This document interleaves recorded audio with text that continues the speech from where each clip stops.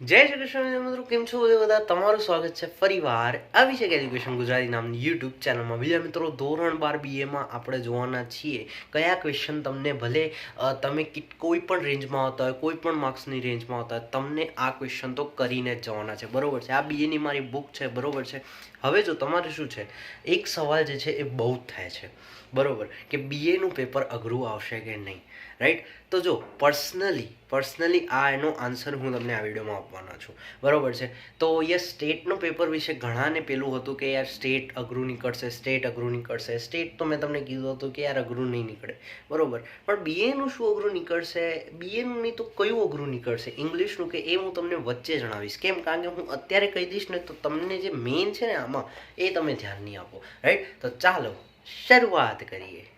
તો જો સૌથી પહેલાં હું કહીશ ચેપ્ટર નંબર 1માં. વધારે હું એડિટિંગ કરતો નથી, બરોબર છે. એટલે ડાયરેક્ટ જે અંદરથી નીકળશે, જે તમને બહુ જ કામનું છે એ બહુ હું તમને કહીશ, બરોબર છે. જો સૌથી પહેલાં સંચાલનનું સ્વરૂપ પૂછાઈ શકે છે તમને. સંચાલનનું સ્વરૂપમાં બધી જ બાબતો આવી જોઈએ. હવે જો આમાંથી સંચાલનનું સ્વરૂપ કરો, સંચાલનના સ્વરૂપ કર્યા પછી તમારે આમાં શું કરવાનું છે બીજું, કે ભાઈ તમે સંચાલનનું સ્વરૂપ કરી દીધું પછી તમે મેઇન જે છે ને ત્રણેય સપાટીવાળો ટોપિક, એ ત્રણેય સપાટીવાળો ખાસ કરીને કરી જવાનું છે. આકૃતિ સહિત એના ત્રણેયના કાર્યો, એમાં ખાસ કરીને તળ સપાટીના કાર્યો. હવે બીજી વસ્તુ જો હું કહું ને તો આમાં જે છે તમને પૂછાઈ શકે છે એન્ડમાં કયું, નાણાકીય સંચાલનના કાર્યો અથવા તો ઉત્પાદન સંચાલનના કાર્યો, રાઈટ? પછી જો હું બીજા ચેપ્ટરની વાત કરું ને તો વિચારધારાઓ મોસ્ટ એમપી રહેશે અને વૈજ્ઞાનિક સંચાલનનો સિદ્ધાંત તમને મોસ્ટ એમપી રહેશે, બરોબર છે. અને બીજી વસ્તુ હું તમને કહું, આ ચેપ્ટરમાંથી એક્સપેક્ટેડ ન હોય એવો સવાલ પૂછાઈ શકવાની સંભાવના છે, જે દર વર્ષે ઓછી હોય છે પણ આ વખતે પૂછાઈ શકે છે. જેમ એસપીમાં આપણું કેવું હતું, પહેલાં એસપીમાં છેલ્લો ક્વેશ્ચન જે મતલબ પૂછાઈ શકવાની સંભાવના જ નથી છતાં પણ ક્વેશ્ચન પૂછાય ને, તે જ રીતે આમાં પણ હેનરી ફેયોલના સામાન્ય સિદ્ધાંતો. હવે જો હું તમને શું કહું, 14 આપેલા છે ને, 8 સિદ્ધાંતો કોઈ પણ યાદ કરીને જાઓ. તમને એવું પૂછશે તો બી કે હેનરી ફેયોલના સિદ્ધાંતો જણાવો, અથવા તમને પૂછી લે કે હેનરી ફેયોલના સિદ્ધાંતો કોઈ પણ 5 સિદ્ધાંતો જણાવો, 6 સિદ્ધાંતો કે 8. એટલે ઇન શોર્ટ તમને 8 કરીને જવાના, પણ નામ યાદ રાખવાના, બરોબર છે. અને અંદરનું પોતે જ લખવાનું, પણ એટલીસ્ટ નામ યાદ હોવા જોઈએ. સો yes, you have to do 8, at least 8, બરોબર. 14માંથી 8 નામ યાદ રાખી જવાના અને બધા ઇઝી જ છે, કંઈ ખાસ નથી. સત્તા જવાબદારીનો સિદ્ધાંત ને, બરોબર છે.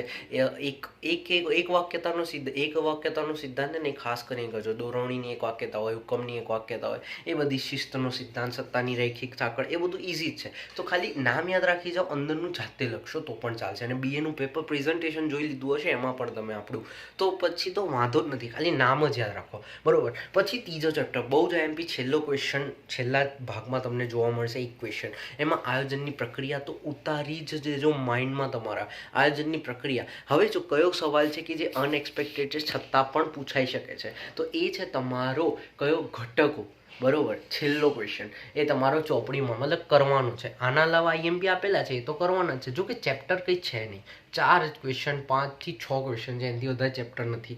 તો મારા હિસાબે વેલ્યુએબલ બહુ વધારે છે, વેલ્યુ વધારે મળી છે ને, તો આખું ચેપ્ટર કરી લો. તમારો જો ટાઈમ છે, રવિવાર છે, બરોબર છે, છેલ્લું દિવસનું પુનરાવર્તન તમે જોઈ લીધું હશે, રાઈટ? તો કરી લો, શું વાંધો છે, બરોબર. પછી જો હું વાત કરું ચેપ્ટર 4માં, ખાસ કરીને કાર્યાનુસાર વ્યવસ્થા તંત્ર, રૈખિક વ્યવસ્થા તંત્ર અને મોસ્ટ એમપી કહું તો શ્રેણિક વ્યવસ્થા તંત્ર, એની આકૃતિ બધાની. અને એમાં પણ 2 માર્ક્સમાં તમને કયા સવાલો પૂછાઈ શકે છે કે ભાઈ જે વ્યવસ્થા તંત્ર છે, સપોઝ કરો કાર્યાનુસાર વ્યવસ્થા તંત્ર છે, તો શાના માટે અનુકૂળ છે, કયા ધંધાકીય ક્ષેત્ર માટે અનુકૂળ છે, મોસ્ટ એમપી તમને એમાંથી પૂછાઈ શકે છે. બીજું હું તમને કહું, એ ચેપ્ટરમાંથી કયું છે તમારું ચોથું ચેપ્ટર, તો ચોથા ચેપ્ટરમાંથી બીજું કંઈ ખાસ છે તો નહીં, પણ વૈદિક વ્યવસ્થા તંત્ર અને અવૈદિક વ્યવસ્થા તંત્ર બી તફાવત તમને એમાં ઉતારી આપશે, રાઈટ? તો એ તમારે બધું કરવાનું છે. ચેપ્ટર નંબર 5, બરોબર. આ ચેપ્ટર જે છે એવું છે ભાઈ કર્મચારી વ્યવસ્થા. તો કર્મચારી વ્યવસ્થા એવું છે કે જેમાં ભરતીના પ્રાપ્તિ સ્થાનો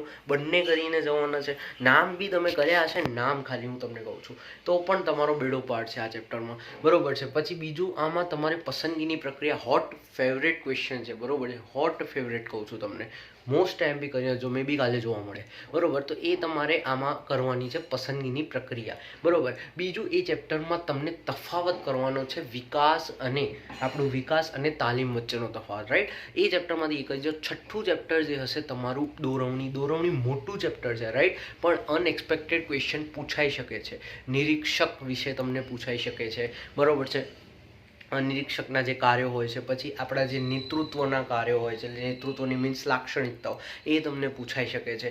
મેઇન નાણાકીય પ્રોત્સાહન અને બિન નાણાકીય પ્રોત્સાહન કરીને જવાના છે. એટલે આવા અનએક્સપેક્ટેડ ક્વેશ્ચન તમને એ ચેપ્ટરમાંથી પણ જોવા મળી શકે છે, બરોબર છે. 7મું ચેપ્ટર બહુ નાનું છે મારા હિસાબે. જો તમને કોઈ પણ શિક્ષક આઈએમપી પણ આપતા હોય છતાં પણ એ કરજો.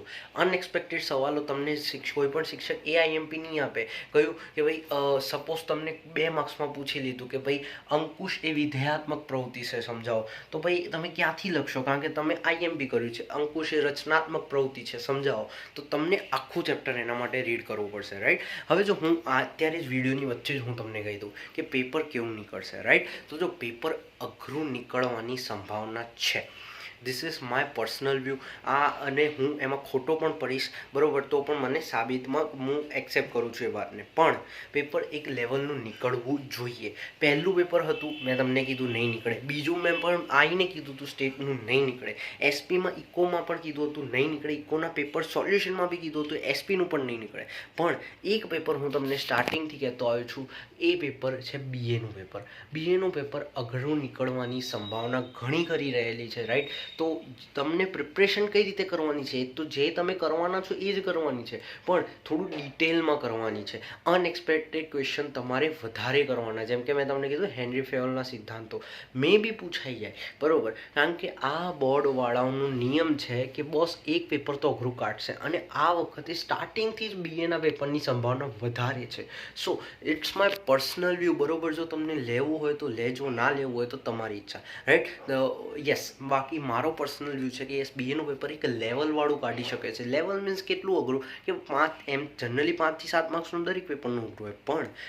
પણ બીએનું પેપર જે છે 20 માર્ક્સ કે 25 માર્ક્સ કે ઇવન 30 માર્ક્સ સુધી પણ લેવલનું પૂછાઈ શકે છે. 70 તો ઇઝી જ હશે. 70 તો મતલબ ઇઝી એટલે કે ચોપડીમાંથી જ હશે. મતલબ હશે તો આખું પેપર ચોપડીમાંથી. પણ જે 30 માર્ક્સનું હશે ને એ થોડું કન્ફ્યુઝન કરવાવાળું અને અનએક્સપેક્ટેડ ક્વેશ્ચન પૂછવાવાળા હશે, રાઈટ. ચલો, તો એ તમારું મેં તમને કહી દીધું. 8મું ચેપ્ટર વાત કરીએ, નાણાકીય સંચાલન. નાણાકીય સંચાલન જે છે તમારું બહુ જ આઈએમપી ક્વેશ્ચન જે છે તમારો ટોપિક છે, જેમાં ખાસ કરીને મૂડી માળખા વિશે બહુ આવે છે, બરાબર. તો મૂડી માળખાને અસર કરતા પરિબળો મોસ્ટ આઈએમપી, આંતરિક પરિબળો, બાહ્ય પરિબળો, બંને કરી જવાના છે. સેમ કાર્યશીલ મૂડી અને આપણી કાયમી મૂડી વચ્ચેનો તફાવત તમારે કરી જવાનો. એ તફાવત કરશો ને તો એ બંનેની લાક્ષણિકતાઓ પણ આવડી જશે, રાઈટ. અને એમાંથી એક બીજો ટોપિક કરીને જવાનો છે હેતુઓ, બરાબર. માલિકના આર્થિક ઉપાર્જનના હેતુઓ. તો એ બંને હેતુઓ તમારે કરી જવાનો કે નફાના મહત્તમીકરણનો હેતુ, સંપત્તિના મહત્તમ. 9મું ચેપ્ટર ખરીદ વેચાણની પ્રક્રિયા જે છે જામીનગીરીના, તો એ તમારે ખાસ કરીને